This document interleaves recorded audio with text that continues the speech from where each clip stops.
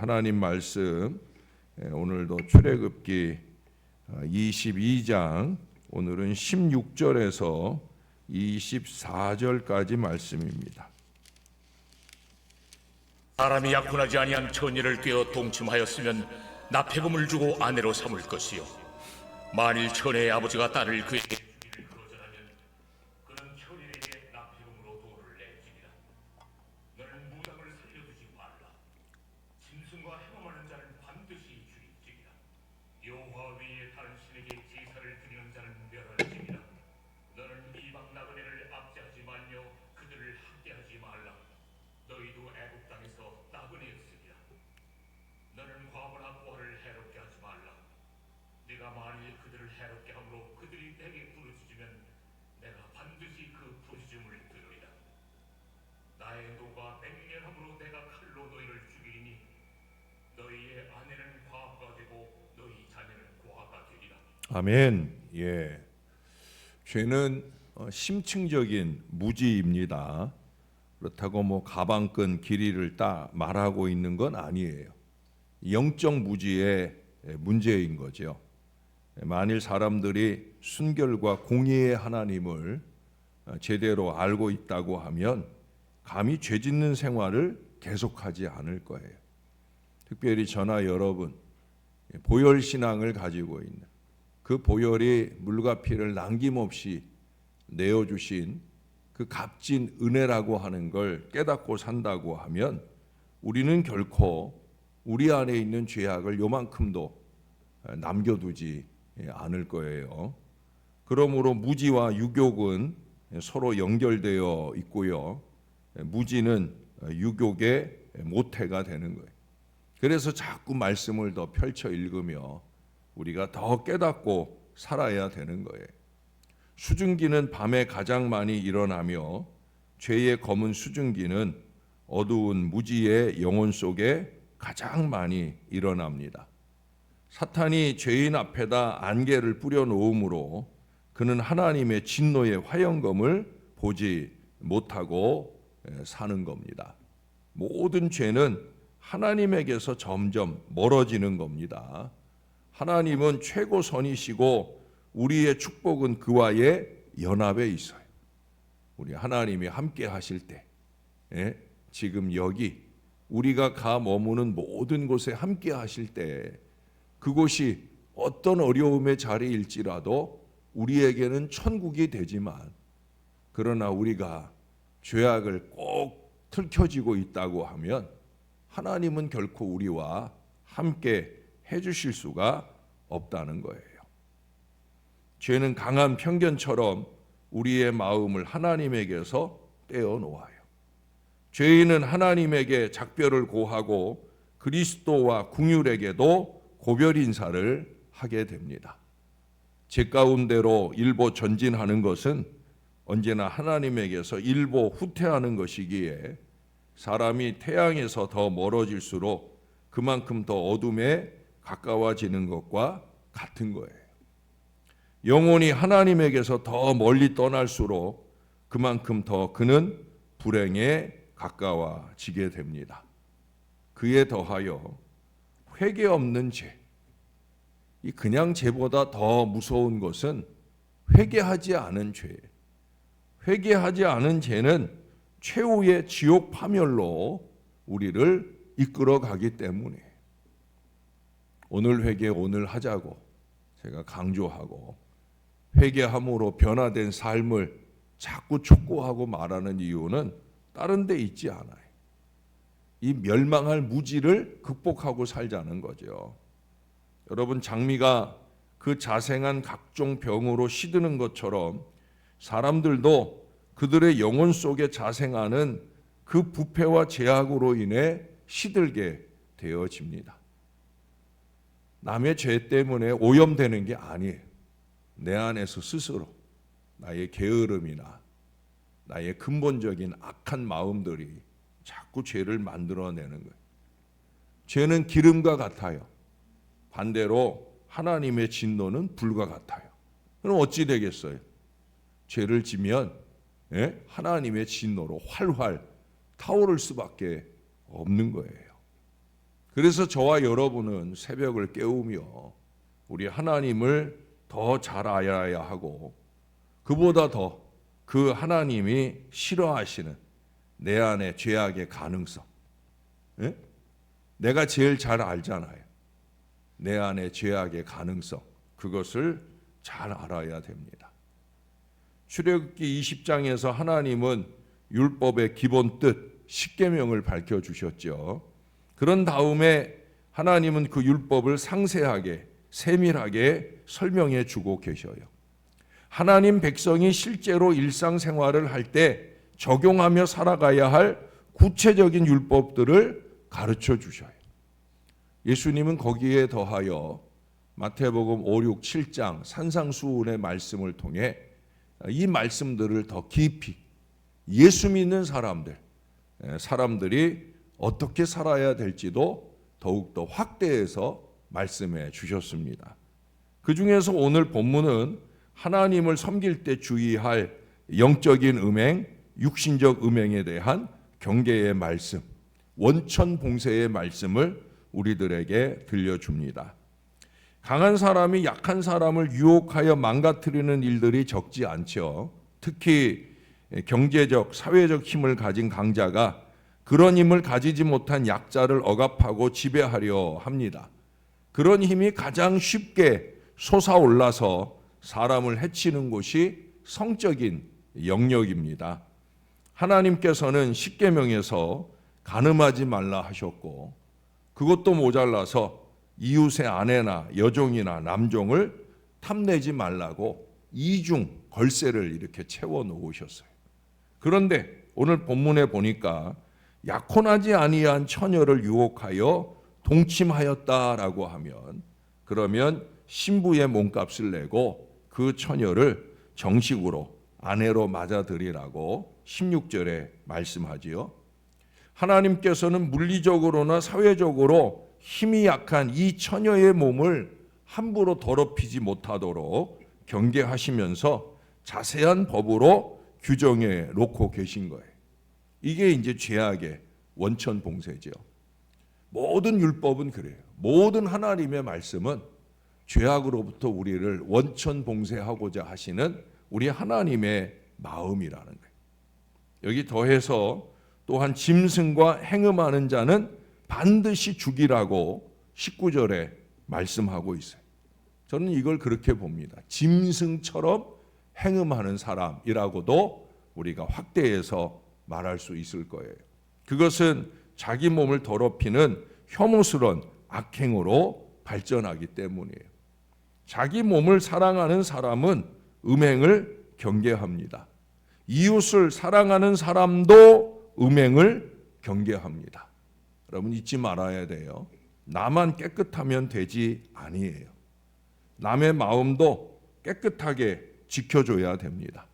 나는 스스럼 없이 하는 일이지만 남에게는 불편함이 되는 일이다라고 하면, 그 이상 마음속 시험이 되는 일이라고 하면 그건 삼가해야 되는 거예요. 예? 언제나 하나님은 겉으로 보이는 행위보다 마음속 어둠 속에서 일렁이는 이 죄악의 그림자를 경계하고 계시잖아요. 나에게는 그림자가 아니지만 누군가에게는 그림자가 될 수 있다고 하면 그건 하지 말아야 되죠. 내가 하면 로맨스, 순수한 사랑이고 남이 하면 불륜이라는 식의 그런 어리석은 태도는 그저 자기 생각이고 그저 악행일 뿐이에요. 멈춰야 되는 거죠. 여러분, 여기 우리 하나님께서는 하나님 백성이 자기 몸을 더럽히지 않고 살기를 원하실 뿐 아니라 영혼, 하나님은 영혼의 문제를 더 먼저 다루시잖아요. 더 중요하게 영혼까지 정결하게 간수하여 살기를 우리 하나님이 원하고 계시잖아요. 그래서 주신 말씀이 우상 숭배에 대한 경계입니다. 하나님을 주로 모신 하나님 백성이 하나님을 곁에 두고 다른 신을 섬기는 것, 그거 우상 숭배이고 영적인 음행이에요. 우리가 지난 수요일에도 에스겔서 맛을 볼 때 그때도 말씀이 나왔어요. 이제 에스겔서 8장에서 11장까지의 내용들이 바로 이스라엘의 멸망의 이유 가운데 으뜸으로 꼽고 있는 게 뭐냐면 이 영적인 음행이에요. 결국 이스라엘은 이 영적 음행을 회개하고 해결하지 못했기 때문에 결국 역사 속에서 사라지고 자기들이 잘못해서 갖게 된 그 오래된 마음의 상처를 지금 여기저기다 쏟아 붓느라고 정신이 없는 그런 모습을 보이고 있어요. 여러분, 오늘 영적 음행에 대한 하나님의 말씀은 아주 단호합니다. 군더더기의 말씀 없이 무당을 살려두지 말라 18절에 말씀하죠. 여호와 외에 다른 신에게 제사를 드리는 자는 멸하라고 20절에 말씀해요. 두말할 여지도 없이 미신을 물리치라는 얘기예요. 미신이나 우상숭배는 하나님 백성으로서 결코 용납할 수 없으며 용납해서도 안 되는 영적 음행이기 때문입니다. 그러나 현실은 많은 이들이 이 샤머니즘에 깊숙이 빠져 있어요. 우리가 어려서부터의 그 토착된 샤머니즘적 사고방식들이 마음에 있어서 그래서 교회에 직분을 갖고 있어도 이사 날짜를 꼽는다든지 이런 어리석은 일들을 하고 있다는 거예요. 무당이나 점쟁이들이 점점 많아져요. 심지어 인터넷에서까지 버젓이 사람들과 접촉을 시도하고 또 그렇게 쉽게 시도할 수 있기에 주일엔 교회를 다니면서 평일엔 오늘의 운세를 꼽아보는 어리석은 그런 인생들이 많이 있어요. 정말 많이 있어요. 목사 앞에서까지도 그런 얘기를 해요. 교회의 중직자가 목사 앞에서 목사님 오늘 운세 보니까 이러면서 말한다네. 그걸 뺨을 쳐줄 수도 없고 그 입을 때릴 수도 없고 지금 그런 인생을 지금 살고 있다는 거예요. 나라의 지도자들이 그런 우상 숭배, 점쟁이 노름에 빠져가지고 자칫 나라를 망칠 뻔하기도 하잖아요. 그런데도 그거를 깨닫지를 못해. 우리는 신앙적으로 생각하고 생활해야 되는 거예요. 기독교 신앙은 여러 잡종 우상의 일부가 아니란 말이죠. 적어도 하나님을 하나님이라고 부르는 사람에게는 더욱더 그런 거예요. 월요일에는 목사 불러다가 성경 공부하고 화요일에는 법사 불러다가 날짜 받고 매일 술에 쩔어가지고 술책이나 꾸미고 여러분 그런 마음은 우리 하나님을 가장 모욕하는 거예요. 멸망으로 가는 거예요. 자기도 멸망으로 가고 나라도 멸망으로 가게 할 수 있는 거예요. 재미로 본다며 오늘의 운세 끼웃거리고 살면 그러면 안 돼요, 여러분. 절대 안 돼요. 목사가 아무리 많이 중보 기도를 해도 목사의 기도를 한순간에 땅바닥에 처박는 일들이 바로 그런 일들을 하고 있는 인생들이에요. 하나님은 스스로 질투의 하나님이라고. 하나님이 스스로 그렇게 말씀하셨어요. 야, 나는 질투하는 하나님이다. 나 질투 되게 많아. 하나님이 그렇게 끊임없이 말씀하시잖아요. 우리가 이걸 알아야 돼요. 누구도 무엇도 하나님을 대신할 수 없는 거예요. 하나님을 대신하려고 하는 그 마음속 죄악을, 영적인 음행을 간직하고 살다가는 반드시 망하는 거예요. 하나님께서는 하나님을 섬기는 백성들이 진심으로 우리 하나님 사랑하기를 원하십니다. 그뿐만 아니라 하나님은 이기적 하나님이 아니시기 때문에 하나님 사람들이 하나님을 깊이 사랑하는 만큼 서로를 사랑하며 행복하기를 원하셔요. 하나님을 사랑하면서 서로 사랑의 마음이 줄어든다고 하면 그건 모순인 거예요. 하나님은 그런 하나님 아니거든요. 독점적 하나님이 아니란 말이에요. 그러기에 음행을 경계하시면서 이방 나그네를 압제하지 말고 과부나 고아를 해롭게 하지 말라고 명령하셔요. 만약 누군가 그들을 해롭게 해서 그들이 하나님께 부르짖는다고 하면 반드시 그 부르짖는 울부짖는 호소를 들어주시겠다고 여기 21절 이하에서 말씀하고 있잖아요. 힘이 없고 연약한 이들을 더욱더 사랑하시는 우리 하나님 아버지의 그 마음을 알게 하시는 말씀들이에요. 우리가 유의해 받아야 됩니다. 물론 저나 여러분은 힘이 없지만 목사는 늘 의리잖아요. 예? 그러니까 우리는 힘이 없지만 그래도 우리보다 더 힘없다고 생각하는 이들에 향한 우리의 마음이 하나님의 이 마음을 깨달아 알아야 됩니다. 진심으로 하나님을 사랑하는 이들은 자기 몸을 사랑하여 거룩하게 가꿀 뿐 아니라 이웃을 자기처럼 사랑하여 친절히 보살핍니다. 그리고 그렇게 사랑으로 살아가는 사람들은 우리 하나님께 큰 기쁨이 되는 거예요. 사랑하는 여러분, 하나님의 기쁨을 생각하고 다른 이들의 행복을 좀 생각해야 됩니다. 생각을 해야 돼요. 생각의 게으름이 아까 서두에 말했던 무지가 되고요. 그러면 자꾸 어리석은 실수와 죄악들이 넘쳐나게 되는 거예요. 한 번 더 생각하고 또 한 번 더 생각하고 내가 이렇게 하면 하나님이 기뻐하실까? 내가 이렇게 하면 사람들이 기뻐할까? 좀 생각하고 말하고 행동해야 된다는 거예요. 어제의 말씀과 비슷한 결론의 얘기 아닙니까? 내 생각만 하면 안 되는 거예요. 하나님 생각도 하고 남 생각도 하고 그게 영적인 무지를 극복하고 신령하게 순수하게 마음부터 삶까지 우리 하나님 보시기에 좋은 모습으로 사는 거예요. 나로 인해 억울하고 답답한 사람이 생기지 않도록 죄 짓는 사람이 생기지 않도록 그렇게 생각하고 조심하며 최선을 다해서 노력할 수 있어야 됩니다.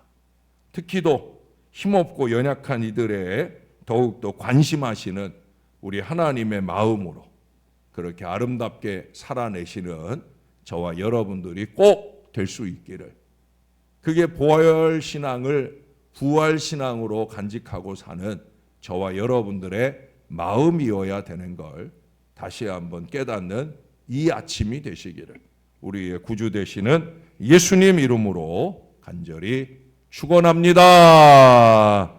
우리 하나님 고맙습니다.